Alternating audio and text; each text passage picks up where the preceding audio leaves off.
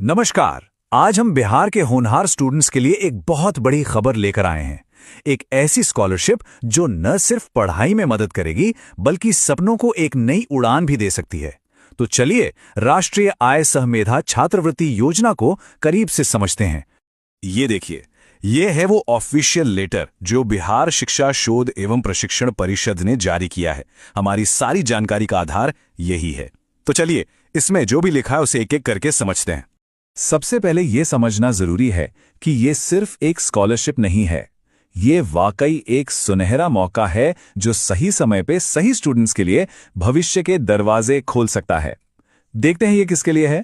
तो ये जानकारी सीधे उन सभी छात्रों के लिए है जो इस वक्त बिहार के किसी भी स्कूल में क्लास 8th में पढ़ रहे हैं। अगर कोई इस क्राइटेरिया में आता है तो आगे की हर बात बहुत ध्यान से सुनने वाली है।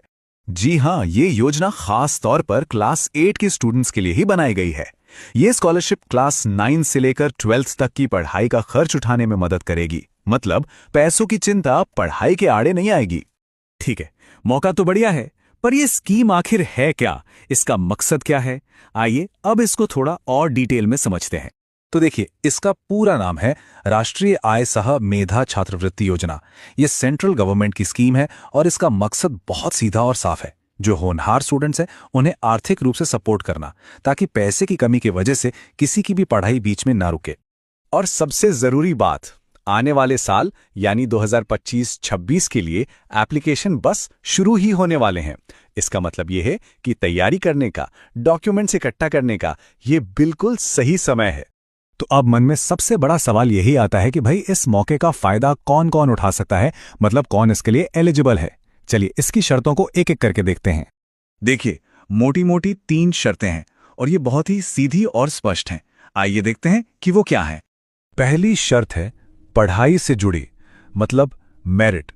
स्टूडेंट के क्लास 7 के फाइनल एग्जाम में कम से कम 55% मार्क्स होने चाहिए।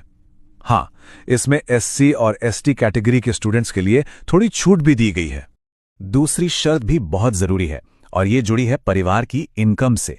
इस योजना का फायदा सिर्फ उन्हीं स्टूडेंट्स को मिलेगा जिनके माता पिता की कुल सालाना आमदनी सारे सोर्स मिलाकर 3.5 लाख रुपए से ज्यादा नहीं है।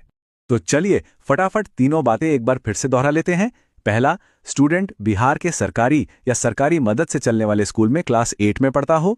दूसरा, क्लास 7 में कम से कम 55% मार्क्स हो। और तीसरा, परिवार की सालाना इनकम 3.5 लाख से कम हो। अगर ये तीनों शर्तें पूरी होती हैं तो समझिए रास्ता खुल गया। अच्छा, तो जो भी स्टूडेंट्स इन शर्तों को पूरा करते हैं उनके लिए अगला स्टेप है अप्लाई करना। और अच्छी बात यह है कि अप्लाई करने का प्रोसेस बहुत ही आसान रखा गया है। प्रोसेस को बहुत ही सिंपल रखा गया है। स्टूडेंट्स को कहीं बाहर भागदौड़ करने की कोई जरूरत नहीं। उन्हें बस अपने स्कूल के प्रिंसिपल या हेडमास्टर से मिलना है, अपने डॉक्यूमेंट्स देने हैं और स्कूल खुद उनकी तरफ से ऑनलाइन अप्लाई कर देगा। हाँ, अप्लाई करने के लिए कुछ डॉक्यूमेंट्स जरूर तैयार रखने होंगे, जैसा कि इस ऑफिशियल लेटर में भी बताया गया है।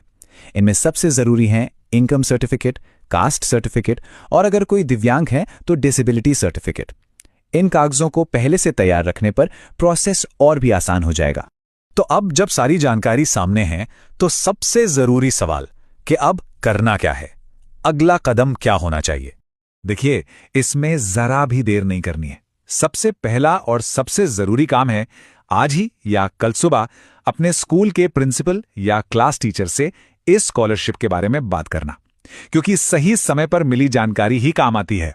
इस ऑफिशियल लेटर में ये साफ साफ लिखा है कि सरकार ने सभी जिला शिक्षा अधिकारियों को कहा है कि वो अपने स्कूलों को ऑर्डर दें कि स्टूडेंट्स की इस काम में पूरी मदद की जाए। इसका मतलब ये है कि स्कूल को आपकी मदद करनी ही है, तो किसी को भी झिझकने की कोई जरूरत नहीं है। तो देखिए, ये स्कॉलरशिप सिर्फ कुछ पैसों की मदद नहीं है, ये एक जरिया है, एक रास्ता है जो भविष्य की पढ़ाई को आसान बना सकता है।